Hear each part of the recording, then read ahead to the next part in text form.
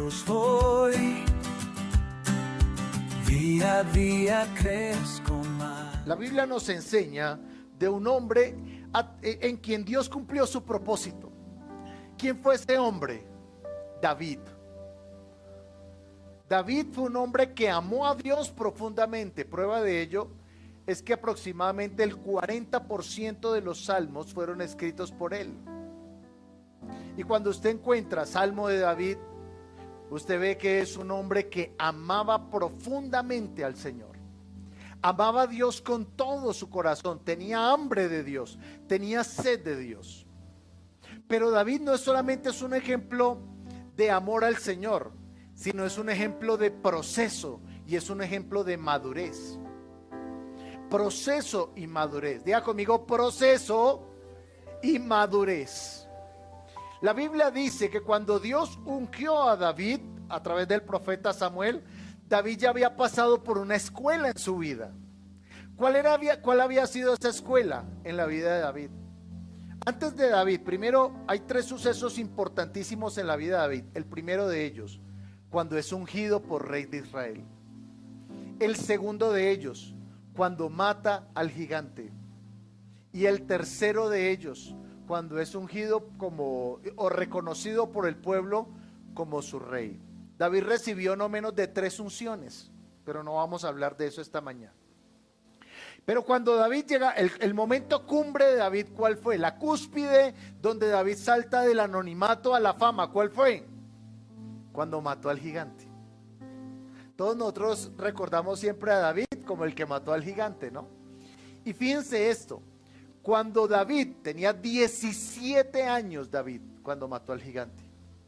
17 años tenía. Era un niño.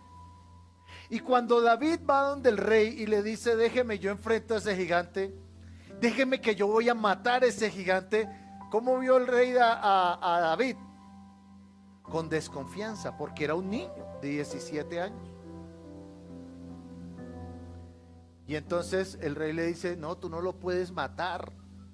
No lo puedes matar porque él es un hombre de guerra y ha sido un hombre de guerra toda su vida. En cambio tú eres un niño, un muchacho, le dijo.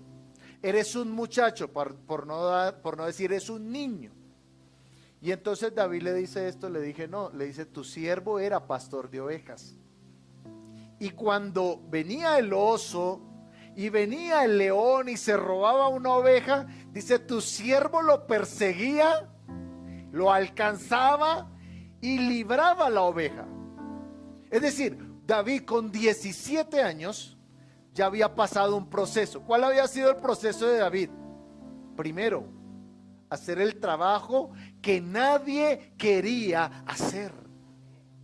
Nadie quería hacer ese trabajo de David, que era cuidar ovejas. ¿Sí? Era cuidar ovejas. Imagínese usted, como lo hemos dicho en muchas ocasiones, oliendo a chivo todo el día. No me da cuenta que eso es un insulto. Oye, usted huele como a chivo. Ay, usted huele a chivo. Imagínese, ese era el aroma de David, perfume de David, con olor a chivo, todo el día. Primera escuela. Segunda escuela, la escuela de vencer al oso. Esa fue su segunda escuela. Tercera escuela, la escuela de vencer al gigante. Perdona, vencer al león. Y la cuarta escuela, vencer al gigante. Hay gente que quiere llegar a la escuela de vencer al gigante sin haber pasado los 3 procesos anteriores. Y Dios es Dios de procesos. Dios es Dios de procesos. ¿Por qué? Porque así como cuando usted va a entrar a una empresa a manejar un presupuesto, de hecho a manejar un coche, una moto, usted tiene que pasar por un proceso. Hay gente que uno va por la calle y los ve conducir y uno dice, no, este le salió el pase en un paquete de chitos mínimo, porque eso no. Porque hay gente que no valora el proceso, hay gente que no ama el proceso. Pero sí, escuche, sin proceso no hay propósito. Voy a repetirlo, sin proceso no hay propósito. Hay gente que quiere recibir las peticiones de su corazón y de su oración solamente eso, alejado del proceso. Pero para Dios, en el corazón del Padre, no hay propósito sin proceso. Y cada uno de nosotros necesita ser procesado. Dígale que tiene a su lado, por favor. Dígale, necesitas ser procesado. Y cuando somos procesados, cuando nosotros somos procesados, y hay procesos, mire, hay procesos a nivel espiritual. Hay procesos a nivel emocional. Hay procesos a nivel financiero. Hay procesos a nivel personal que cada uno de nosotros debe vivir si quiere experimentar lo mejor de Dios. Nosotros tenemos nuestros niños pequeños. Y cuando uno tiene un hijo, uno quisiera que su hijo viviera de la mejor manera. Pero yo todavía no le puedo soltar muchas cosas a mis hijos. ¿Por qué? ¿Por qué razón? ¿Porque no los amo? ¿Porque no tengo propósitos y planes con ellos? ¿Por qué? Porque no están preparados. ¿Por qué no están preparados? Porque son inmaduros. Son inmaduros. Aunque ellos en su mente, ellos dicen todos los días, soy inmaduro, soy inmaduro. No, ellos en su mente, ¿qué piensan? A veces con nuestra hija mayor, que hija, mira tal cosa y tal. Papá, yo ya sé, tiene 9 años. Y ella piensa que sabe muchas cosas. Ahora, así no nos sucede a nosotros con Dios a veces. Estás orando y empieza el Espíritu de Dios a redarguir a tu corazón algo, o en la palabra estás leyendo, está el Espíritu Santo redarguyéndote, pero algo dentro de ti se resiste, porque algo dentro de ti que le dice a Dios: Señor, yo ya sé, Señor, no me hable de eso porque yo ya sé. Pero ¿cómo nos ve el Padre a nosotros en muchas áreas de nuestra vida? Inmaduros. Y como vamos a estar hablando de madurez este tiempo, el próximo año, yo quiero que vayamos allí a la carta a los Efesios, en el capítulo 4, específicamente en el versículo 13. Y aquí está el propósito de Dios. ¿Cuál es el propósito de Dios perfecto para su vida? Está en este versículo.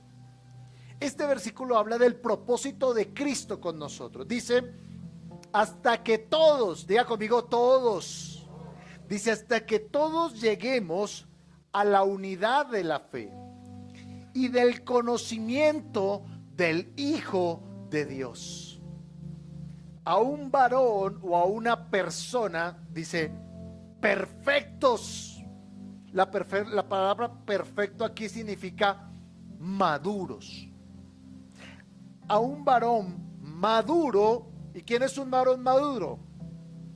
A la medida de la estatura, de la plenitud de Cristo. 3 palabras: medida, estatura y plenitud de Cristo. Amén. Por favor, levante su Biblia conmigo. Diga: esta es la palabra de Dios. Diga: y yo la creo. Es la verdad. Y me ha sido dada para cumplir un propósito: bendecirme, edificarme, llenarme. Diga: con ella renovaré mi entendimiento. Haga así: mi entendimiento, para ser transformado en la persona que Dios quiere que sea. Amén y amén. Dele un aplauso al Señor, por favor. Madurez. ¿Cuál es el propósito de Dios con nosotros? Que maduremos. Por favor, dígale que tiene a su lado: madure. Ese es el propósito de Dios con nosotros, que maduremos espiritual, emocional. Mire, si todo depende del espíritu. Si usted madura espiritualmente, obviamente usted va a madurar emocionalmente y sus decisiones serán maduras. Pero si nosotros somos inmaduros espiritualmente, entonces seremos inmaduros en nuestras actitudes y por lo tanto inmaduros ¿en qué? En nuestras decisiones. Hay gente que toma decisiones emocionales.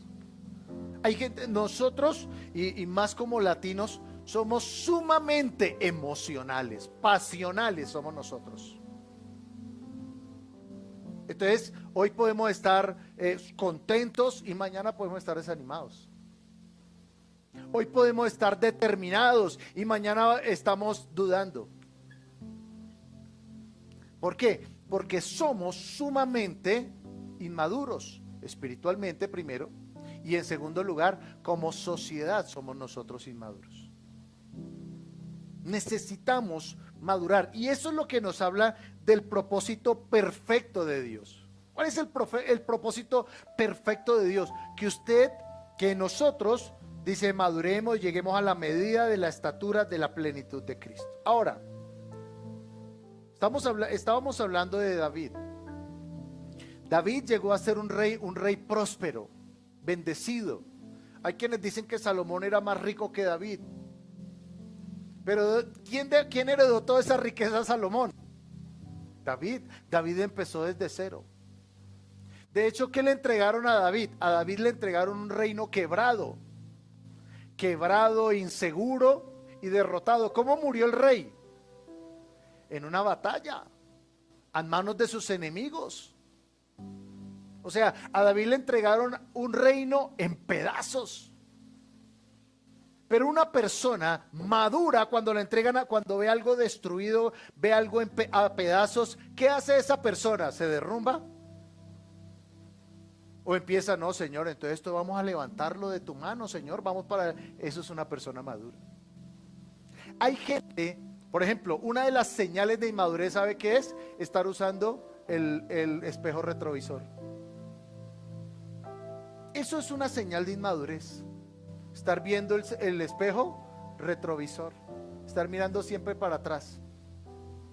Oye, pero mira que tal cosa y tal otra. Sí, pero no es que el que estaba antes me entregó eso.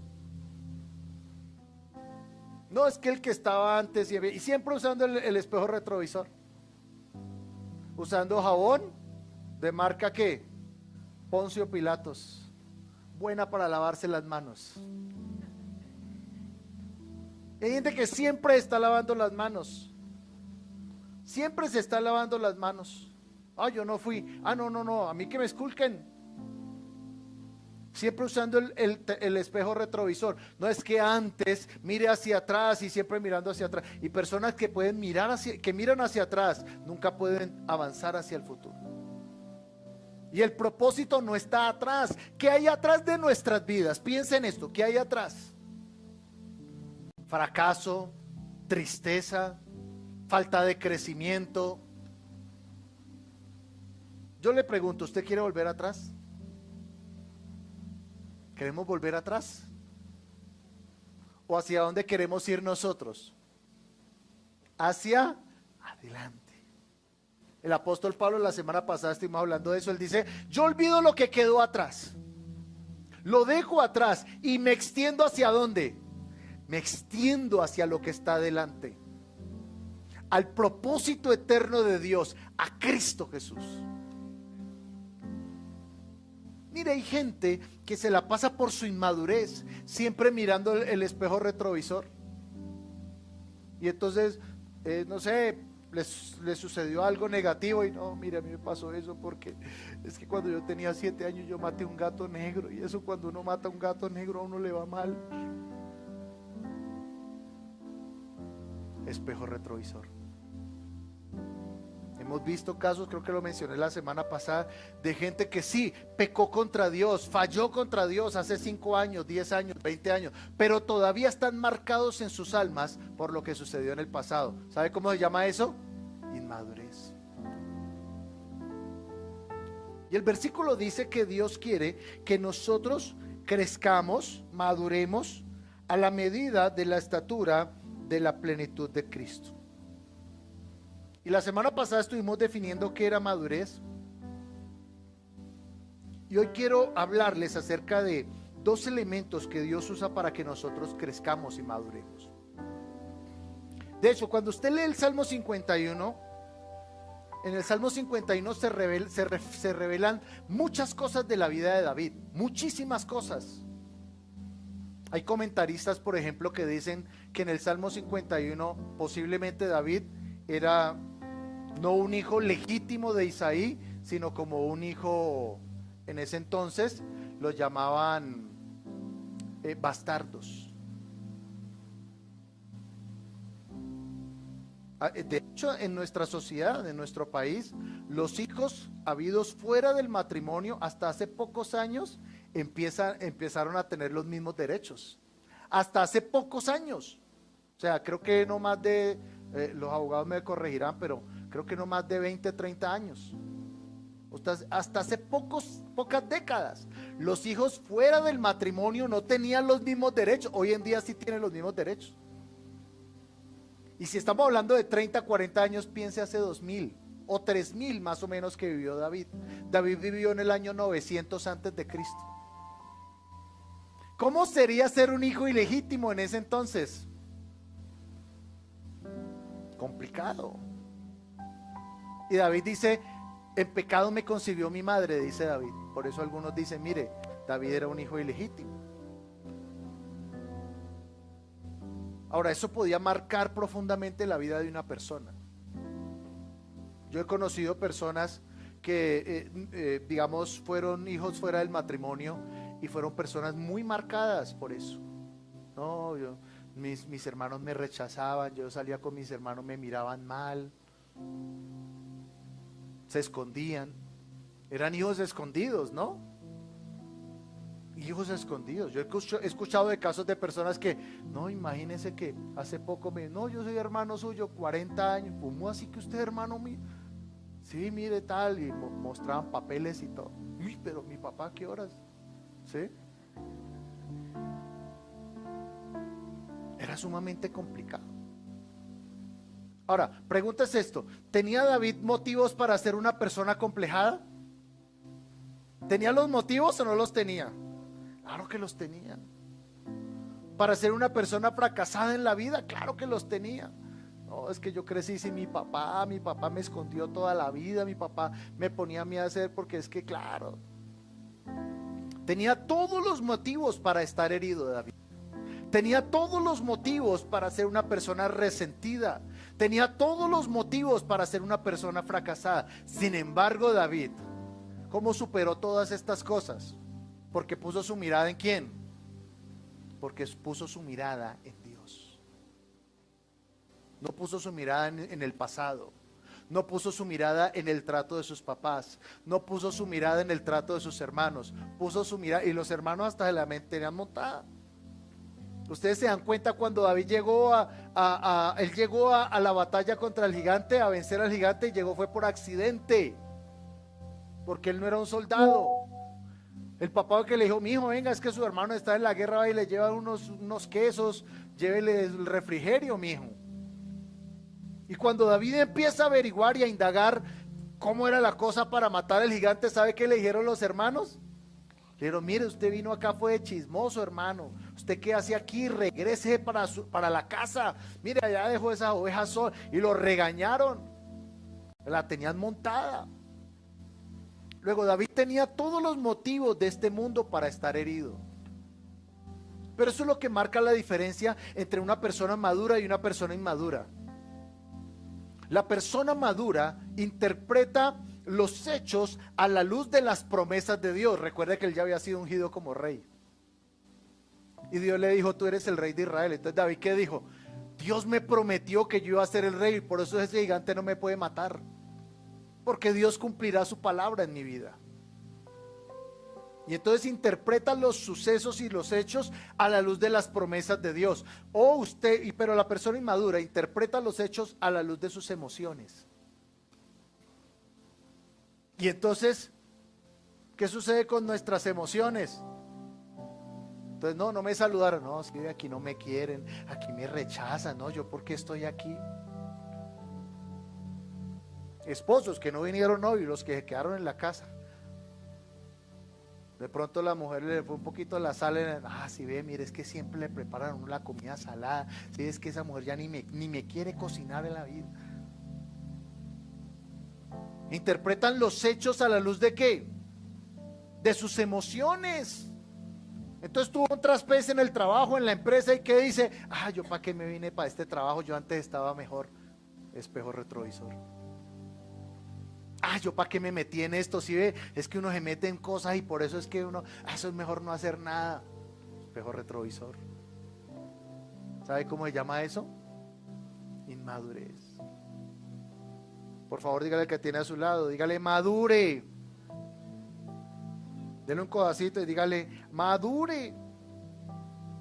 Ahora el versículo dice, estamos hablando de Efesios 4, versículo 13, dice, hasta que todos lleguemos a la unidad de la fe y del conocimiento del Hijo de Dios. Número 1, una persona madura espiritualmente si empieza a conocer al Hijo de Dios, a Jesucristo. Cuando dejamos de ver poner nuestra mirada en las cosas y empezamos a querer crecer en el conocimiento del Hijo de Dios. ¿Por qué en el conocimiento del Hijo de Dios? Porque hay algo que nosotros debemos tener claro. La Biblia dice, si alguno está en Cristo, nueva criatura es. Las cosas viejas pasaron y aquí ya todas son hechas nuevas. ¿Sabe qué significa eso? Que sí, puede que a mí me hayan maldecido en algún momento en mi vida. Una vez una señora me decía que el papá le había dicho, a usted le va a ir mal en la vida, porque había sido una mujer muy díscola en la vida. Y entonces el papá le dijo, ¿sabe qué? Un día en un momento de ira, le dijo, ¿sabe qué? A usted le va a ir mal en la vida, mamita. A usted le va a ir mal. Cuando ella creció, se casó, empezaron a suceder muchas cosas en su vida que no empezaron a salir bien, y ella inmediatamente ¿de qué se acordó? De las palabras del papá. Mi papá sí me dijo que a mí me iba a ir mal, yo ahora me iba a ir mal. Pero la Biblia dice, si alguien está en Cristo, ¿qué es? Una nueva criatura es. Ahora, ¿qué significa estar en Cristo? ¿Qué significa estar en Cristo? Esa palabra estar en Cristo tiene un significado muy profundo.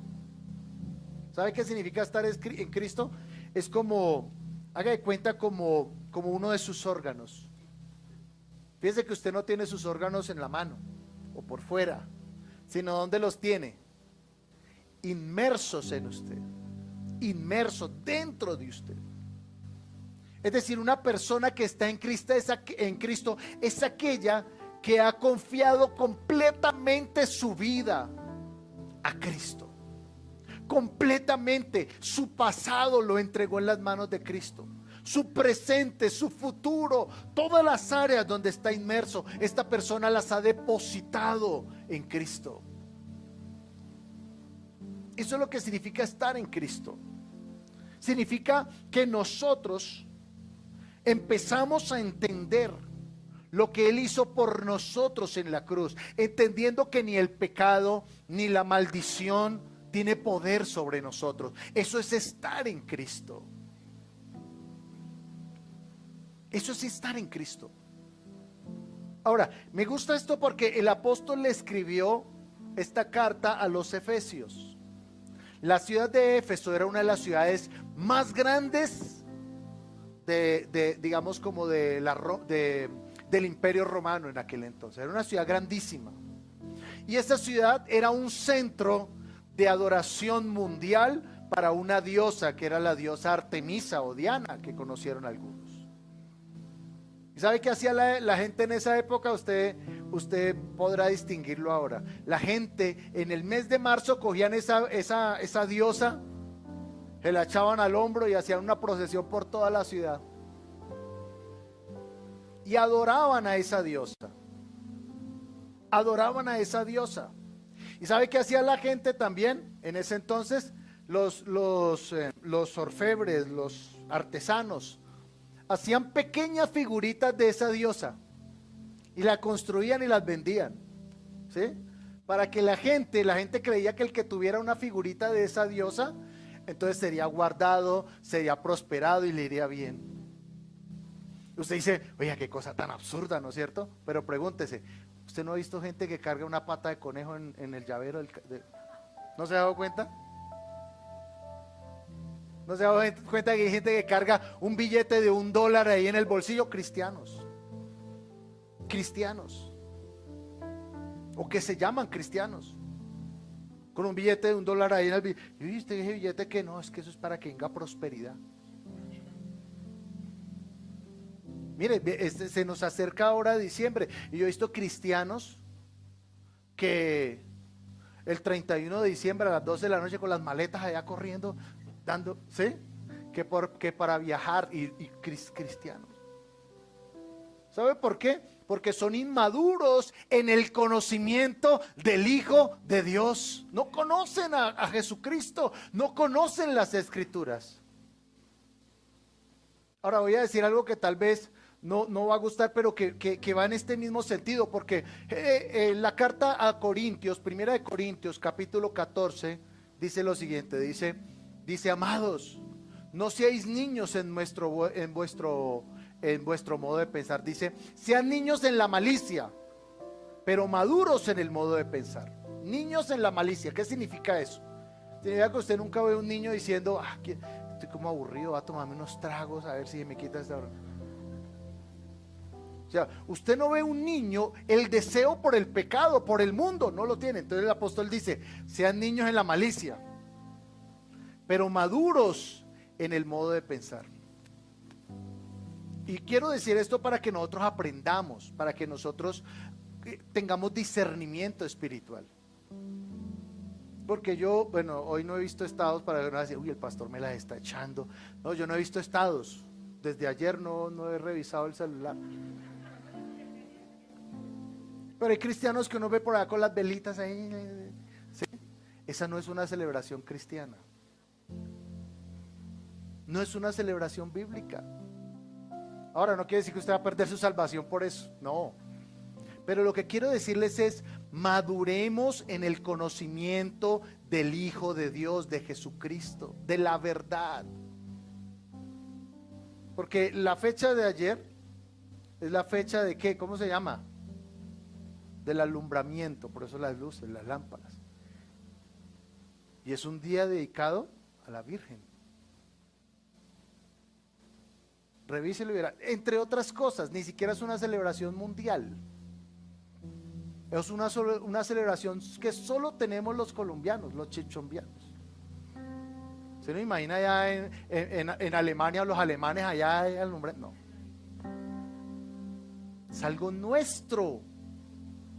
Entonces, ni siquiera, ni es bíblico, ni es mundial, es cultural. Pero a veces nosotros, como no conocemos la palabra de Dios, entonces ¿qué hacemos nosotros? Empezamos a montarnos a todos los buses que pasan. Por eso les decía, tenemos que madurar en el conocimiento del Hijo de Dios. Y lo hablamos también en el mismo contexto de Halloween. Halloween no es una celebración cristiana, ya, pastor, eso ya pasó, claro, pero aprenda. Yo les digo esto ¿para qué? Para que usted aprenda cada vez más la palabra de Dios. Ahora, viene el 24, no, el día que nació Jesús, Señor, gracias porque no, Jesús no nació en diciembre. Ahora, no quiere, pastor, entonces ¿qué hacemos con la cena navideña? ¿Devolvemos eso? No, comamos. Hagámosle, claro que sí. Sea niño en la malicia, pero maduro en su modo de pensar. Dígale que tiene al lado, sea niño en la malicia, pero maduro en su modo de pensar. Jesús no pudo haber nacido en diciembre, porque en diciembre en Israel es invierno. Las nubes, todo está nubado, cae nieve, lluvia. Entonces, ¿cómo hicieron para ver la estrella? Jesús no pudo haber nacido en diciembre. Entonces, por eso dice el versículo, tenemos que crecer en el conocimiento del Hijo de Dios. Ahora, el 31 de diciembre, reitero, hay gente que el 31 de diciembre, Señor, un nuevo año. Sí, bueno, si usted lo cree eso, está bien, o sea, pero madure en su modo de pensar. ¿Sabe qué dice la Escritura? Dice que nuevas son las misericordias del Señor cada mañana. Hay gente que dice, no, yo sé que estoy desordenado, pero el año entrante me voy a poner las pilas. No, ponga las pilas hoy. Porque la Biblia dice, he aquí el día aceptable. O sea, ¿cuándo es el día aceptable para empezar de nuevo? Hoy. ¿Por qué esperar el 31? Hoy. Hay gente que dice, no, yo voy a empezar, el año entrante voy a leer la Biblia en un año, me voy a poner juicioso con el plan de lectura. Pues empiece hoy. ¿Sí o no? No, la dieta, bueno, la dieta sí aplácela para después del 31 ¿no? Por la natilla y los buñuelos y todo. Pero lo que quiero decir con esto es que la Escritura dice en 2 de Timoteo 3:16, dice que la palabra de Dios nos instruye, nos redarguye, nos corrige. O sea, ¿cómo somos corregidos nosotros inmadurados?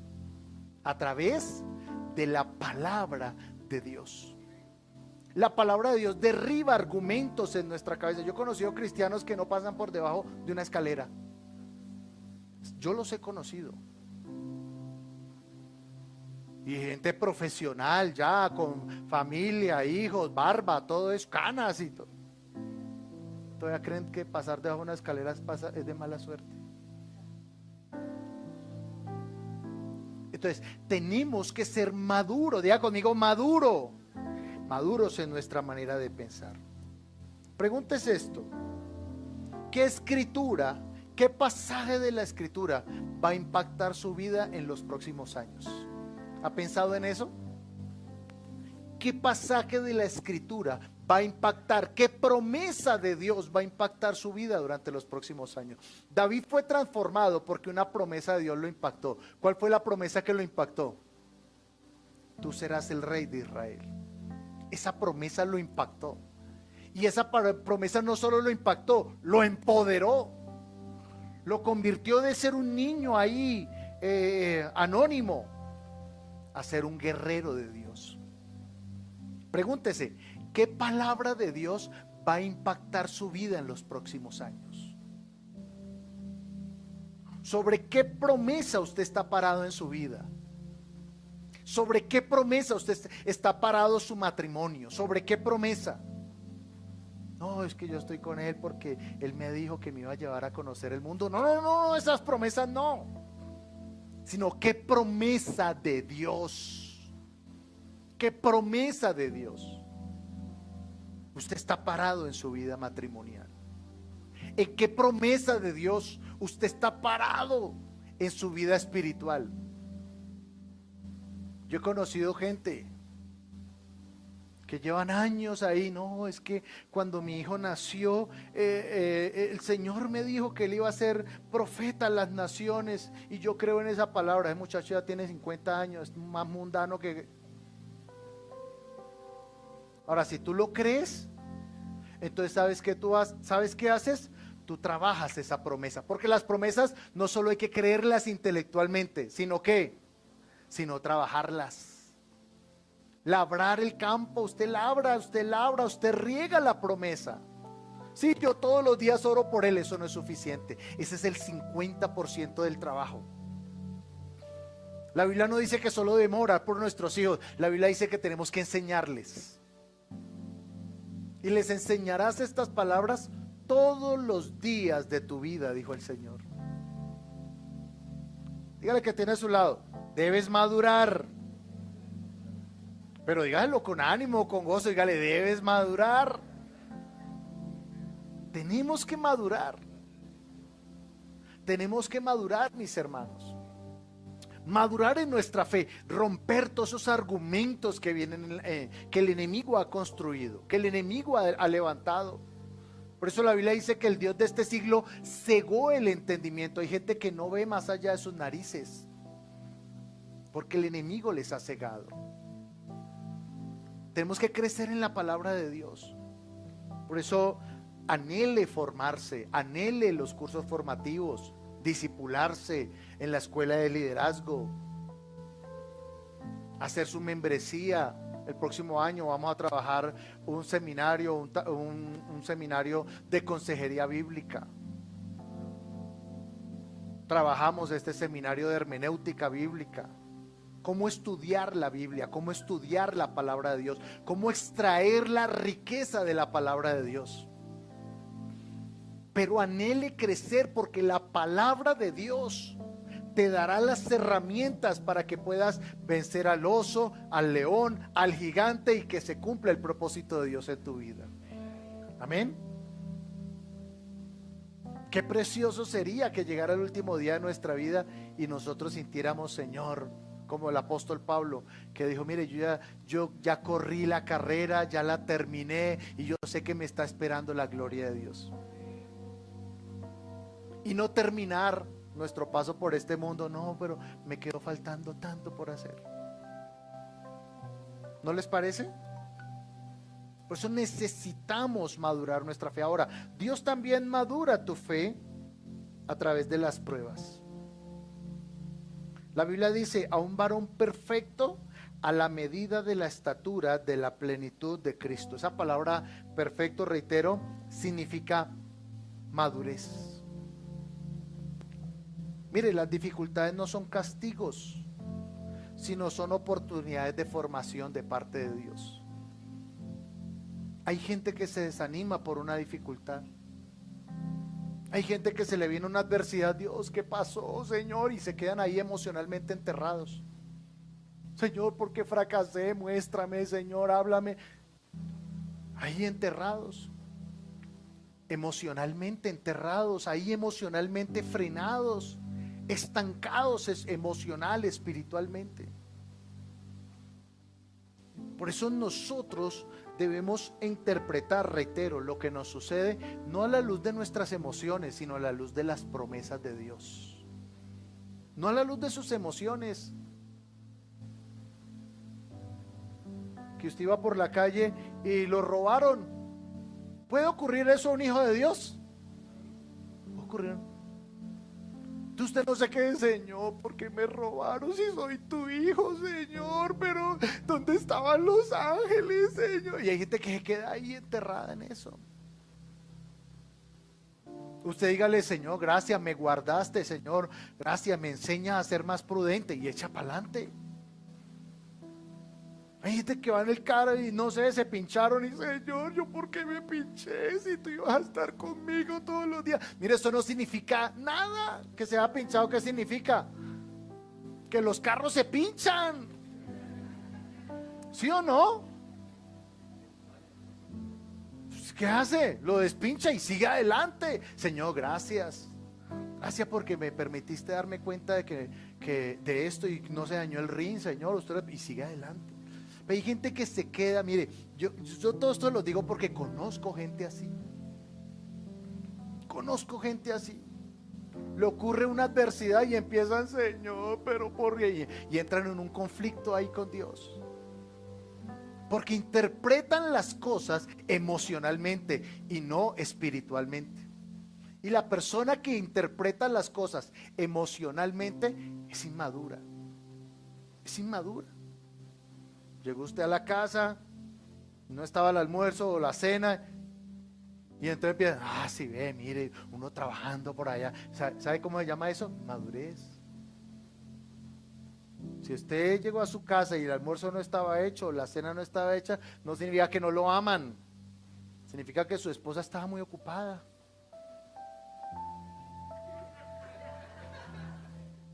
Pero hay quienes empiezan: si ve, mire, es que a uno no lo aman acá, es que aquí llegó, fue un mueble viejo, vea, yo soy el mueble viejo de la casa. Y eso entran en unos shows ahí tremendos.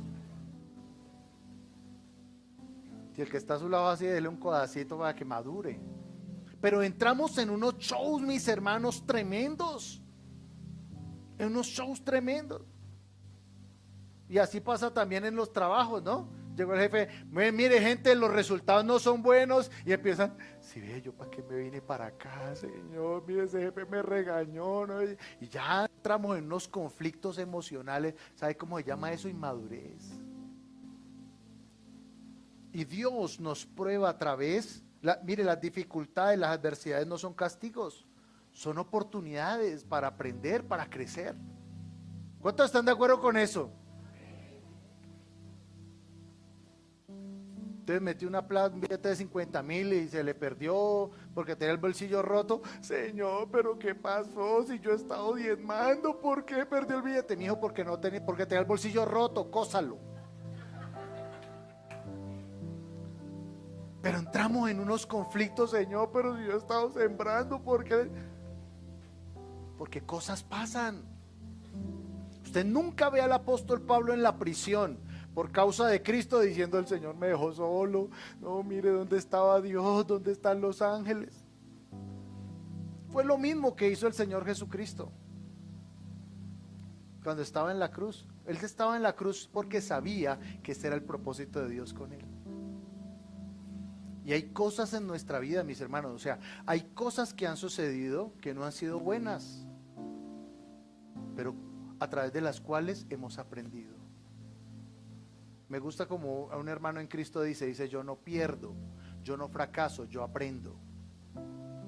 Y cuando usted empieza a pensar de esa manera, que usted no pierde, que usted no fracasa, sino que usted aprende, usted está a un paso, usted está en la dirección de la madurez.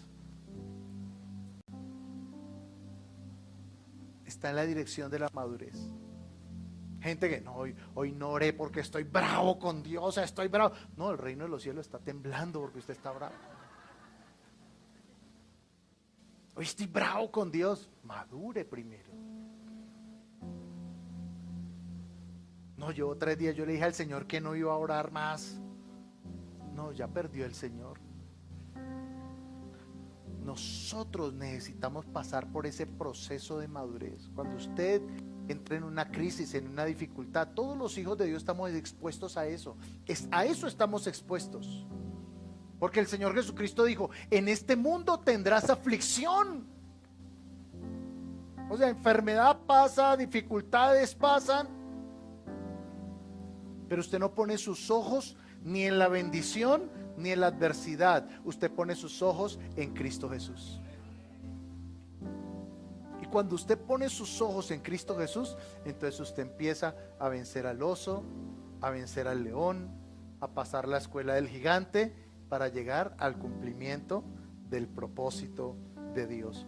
A un varón perfecto, maduro, a la medida de la estatura, de la plenitud de Jesucristo. ¿Cuántos anhelan eso? ¿Anhelamos eso en nuestra vida? Anhele eso. Anhele a eso. No anhele ser como, sí, yo soy inmaduro, pero es que mi marido es más inmaduro que yo. No, que ese no sea su consuelo. Que su consuelo sea: yo tengo que ser conforme a la estatura, a la medida de la estatura de la plenitud de Jesucristo. Gracias por acompañarnos hoy. Suscríbete a nuestro canal para que veas más contenido de nuestra iglesia. Recuerda, somos la Gran Comisión Bogotá.